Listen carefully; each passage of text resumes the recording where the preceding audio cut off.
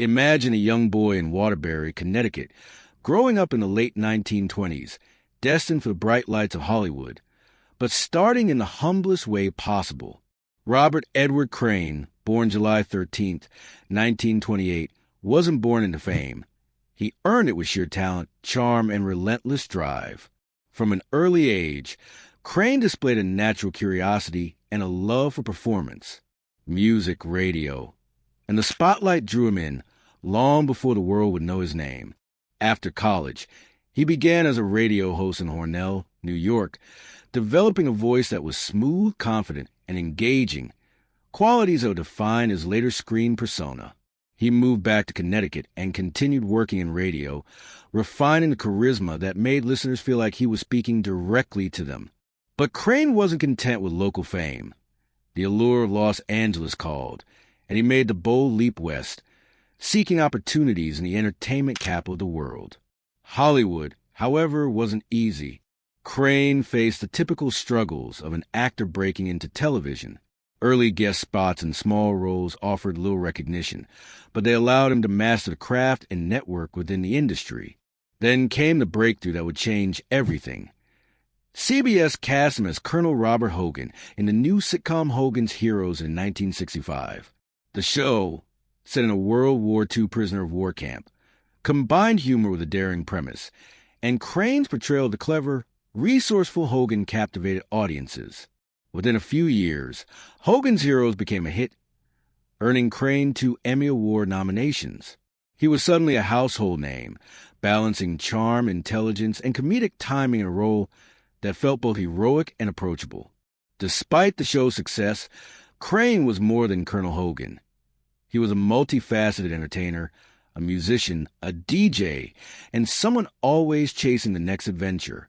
But behind the charm and acclaim, darker currents were beginning to stir. Currents that would eventually lead to a life-altering mystery. On screen, Bob Crane was a clever, charismatic Colonel Hogan, smooth, brave, and always a step ahead of his adversaries. Off-screen, however, Crane led a life that few could have predicted. By the mid-1970s, the actor had fully embraced the freedom and excesses of Hollywood life. He was magnetic, effortlessly charming, and men seemed drawn to him. But it wasn't just his professional relationships that defined this period. His personal life was becoming increasingly complicated. Enter John Henry Carpenter, a video equipment salesman who would become both Crane's close friend and, eventually, a controversial figure in his life. Their friendship began innocuously enough, bonding over shared interests and the excitement of Hollywood nightlife. But soon, it developed a secretive and controversial dimension. Carpenter began assisting Crane in filming his intimate encounters with various women. What started as a casual hobby quickly spiraled into a major part of Crane's private life. These videotapes became a hidden record of his increasingly reckless behavior, a collection that Crane kept in his apartment, and that would later play a critical role in understanding the events leading to his death. Crane's charm made him irresistible to many, but the lifestyle came with risks. Friends described him as both magnetic and impulsive, someone who thrived on attention and secrecy alike. He was unapologetically indulgent, pursuing pleasure without considering consequences, yet he also remained protective of his public image. No one suspected that beneath the glossy exterior of a beloved TV star lurked a life full of secret indulgences and risky behaviors that would later intertwine with the mystery of his murder. As this chapter of Crane's life unfolded, it became clear that his world was a delicate balancing act. Public adoration versus private obsession, fame versus secrecy. And while the tapes and escapade were shocking to some, they were just the surface of a deeper story. There were alliances, betrayals, and decisions being made behind closed doors that would eventually make the mystery of Bob Crane not just a murder case, but a Hollywood legend. It was June 29, 1978, a day that began like any other but would end in shock and horror. Bob Crane didn't show up for a planned lunch meeting in his Scottsdale, Arizona apartment. Concerned, his friend Victoria and Barry went to check on him, and what she found would stun Hollywood and the world. Crane's lifeless body lay in his apartment, bludgeoned and strangled. The vibrant, charismatic man who had captivated millions on television was gone. The scene was both grisly and baffling. Crane had been struck multiple times with a blunt instrument, widely believed to be a camera tripod. A cruel irony given his obsession with recording his private life. Around his neck, an electrical cord was tightly wound, leaving investigators with shocking and unsettling tableau. There were no witnesses, no immediate suspects, and no clear motive. For a man who had seemed larger than life, the suddenness and brutality of his death felt impossible. Police in Scottsdale, unprepared for a homicide of this profile, began investigating, but progress was slow. The city lacked a dedicated homicide division, and evidence was limited. Friends, colleagues, and associates were questioned, but nothing concrete emerged. Crane's personal life, secretive and indulgent, added layers of complexity. His vast collection of private videotapes, once a point of personal pride, became a central focus. Investigators wondered, could his private recordings have provoked someone to violence? Or was this a random act of horror? Even as the investigation unfolded, one name repeatedly surfaced: John Henry Carpenter, Crane's friend and collaborator in his video escapades. Carpenter had been visiting Crane at the time, and his presence would later place him at the center of suspicion. Yet, in the immediate aftermath, certainty was elusive. The case became a tangled web of friendship, secrecy, and speculation, with each clue raising more questions than answers. Crane's murder wasn't just a shocking crime. It was the start of a decades-long mystery that would intrigue the public, challenge investigators, and inspire countless books, documentaries, and theories. And while authorities sought answers, one truth was undeniable. The charming star of Hogan's Heroes was gone, and the world would never forget the brutal mystery surrounding his final moments. In the weeks following Bob Crane's shocking murder, one name kept surfacing: John Henry Carpenter. The man who had once been Crane's close friend and confidant was suddenly at the center of a growing storm. Carpenter had been in Scottsdale visiting Crane just before the murder, and investigators began to scrutinize his every move. What was once a private, secretive friendship was now under a harsh public microscope. Evidence seemed circumstantial at first, but raised serious questions. Blood matching Crane's type was found in Carpenter's rental car, and the timing of his visit placed him near the scene of the crime. Investigators wondered whether jealousy, betrayal, or a confrontation over Crane's growing obsession with his video recordings could have sparked violence. Carpenter's presence, combined with the shocking nature of Crane's death, made him a natural and controversial prime suspect. Carpenter, however, maintained his innocence, insisting that his friendship with Crane had been purely consensual and that he had no motive to harm the actor. Over time, inconsistencies and gaps in the investigation emerged. The forensic technology of the late 1970s was limited, and DNA testing was in its infancy. Without concrete evidence tying Carpenter directly to the murder, the case became a tense stalemate between suspicion and doubt. The trial, when it finally came decades later in 1994, highlighted the difficulties of prosecuting a case mired in secrecy and speculation. Witnesses recounted Crane's private life, including the videotapes, which had once seemed harmless but now fueled controversy and public fascination. Carpenter faced intense scrutiny, yet the jury ultimately found that the evidence was insufficient for a conviction. He was acquitted, leaving the mystery unresolved but ensuring that questions about motive and opportunity would linger for years to come. Crane's death, Carpenter's trial, and the media frenzy that followed cemented the story as one of Hollywood's most infamous unsolved mysteries. And while many hoped that justice had been served, the truth remained elusive. The prime suspect had been named, tried, and acquitted, but the haunting question persisted: who really killed Bob Crane, and why? Years passed, and Bob Crane's murder settled into the unsettling silence of a cold case. The initial shock of 1978 faded, but the questions lingered. Who had killed the beloved Hogan's Hero star? And why had someone so seemingly untouchable been so violently silenced? For decades, the case seemed destined to remain a mystery. In the 1990s, advances in forensic science gave new hope. DNA testing, once unavailable, could now examine even the smallest trace of biological evidence. Investigators reopened the case, determined to finally uncover the truth. The hope was that modern technology could shed light on the brutal killing and, perhaps, deliver closure to Crane's family and fans. Yet even with these new tools, answers remained elusive. The evidence was fragmented and compromised over time, making definitive conclusions difficult. Carpenter, the longtime prime suspect, had already been acquitted in 1994, and authorities faced both legal and scientific obstacles in building a case strong enough to pursue further charges. Each new analysis seemed to add layers of complexity rather than clarity. Despite the setbacks, public fascination with the case never waned. Documentaries, podcasts, and books explore the tangled narrative of Crane's life, the private videotapes, and the mysterious circumstances of his death. Each account revealed a slightly different version of events, fueling speculation and debate.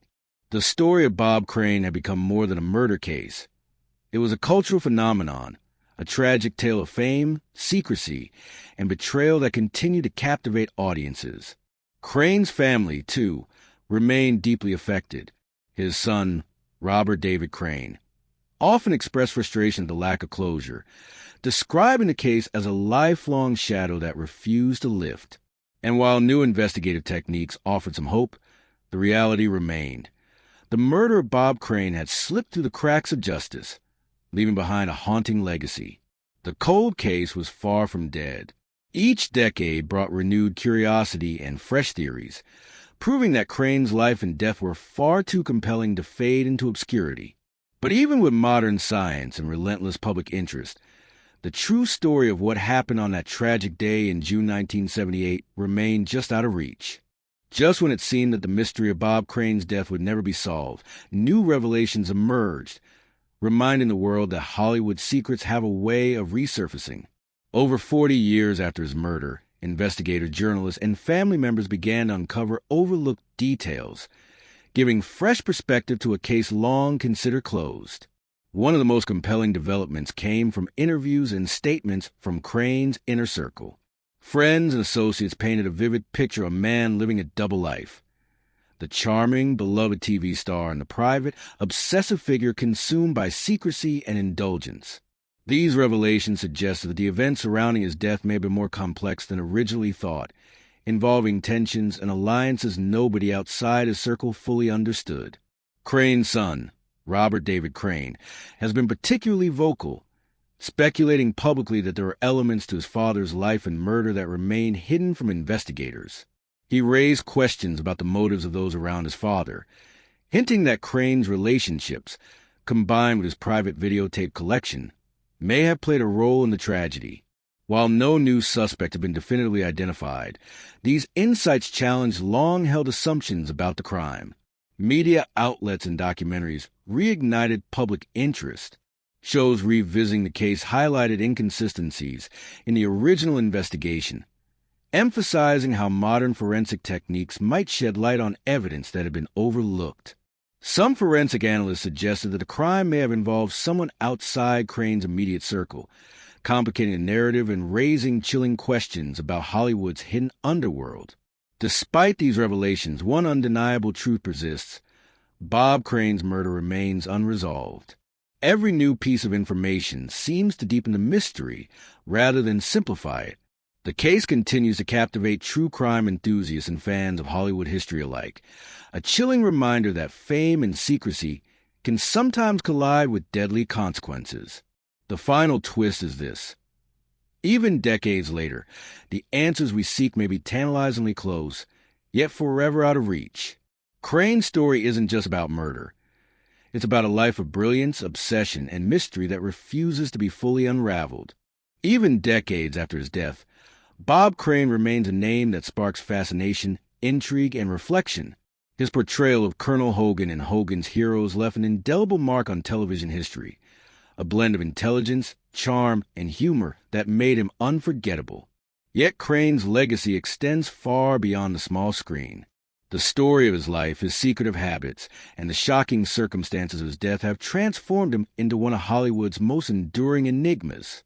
Crane's life story is a cautionary tale of fame and excess. While he reached the pinnacle of TV stardom, his personal choices, particularly his obsession with recording private encounters, painted a more complicated portrait. These hidden facets of his life created both intrigue and scandal, making him a subject of endless speculation. Over the years, filmmakers, journalists, and authors have attempted to make sense of the contradictions. The public hero versus the private thrill seeker, the charismatic entertainer versus the man caught in a web of secrecy. In 2002, the film autofocus dramatized Crane's life, exploring the descent from fame into obsession, and further cemented the cultural fascination with his story. Books and documentaries have continued this trend, examining not only the murder itself but the broader Hollywood context in which it occurred. For many, Crane's life and death symbolize the darker side of celebrity, a reminder that even the brightest stars can hide shadows beneath the spotlight. Fans and true crime enthusiasts remain captivated. The mystery of Crane's murder, combined with his remarkable career, has created a unique cultural footprint. His story is repeatedly revisited in podcasts, documentaries, and online discussions, ensuring that new generations encounter both the brilliance and the tragedy of his life. Ultimately, Bob Crane's legacy is dual: the beloved actor who brought laughter and ingenuity to millions, and the enigmatic figure whose death sparked decades of investigation and speculation. His story continues to challenge our fascination with fame, secrecy, and justice, leaving a mark on Hollywood and the true crime world that refuses to fade. Even after decades of investigation, Bob Crane's murder remains shrouded in mystery. Every clue uncovered seems to raise more questions than answers, leaving fan investigators and his family grappling with uncertainty. Who truly killed the beloved Hogan's Hero star? Was it someone close to him or a stranger with a hidden motive? And why did such a violent act occur against a man so widely admired and seemingly untouchable? Speculation runs rampant. Some point to John Carpenter, the friend and video collaborator, citing their complicated relationship and his proximity at the time of the murder. Others argue that the tapes themselves, Crane's private recordings of intimate encounters, may have provoked jealousy or anger in someone outside the immediate circle. Over the years, countless theories have surfaced, ranging from accidental confrontations spiraling out of control to premeditated acts of revenge, but none have been definitively proven. The legal system provided limited closure.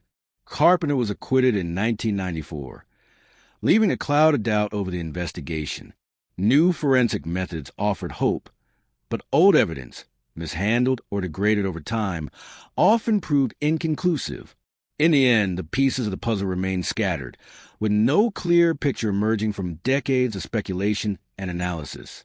For Crane's family, the unanswered questions are a source of ongoing pain. His son, Robert David Crane, has repeatedly voiced frustration over the lack of resolution, emphasizing that justice has never truly been served. Fans continue to debate the case, analyze theories, and revisit old interviews, try and make sense of a story that seems deliberately elusive. The haunting truth is this: some mysteries resist resolution. Bob Crane's life and death exemplify the intersection of fame, secrecy, and tragedy, a tale that captivates because it refuses to fully reveal itself.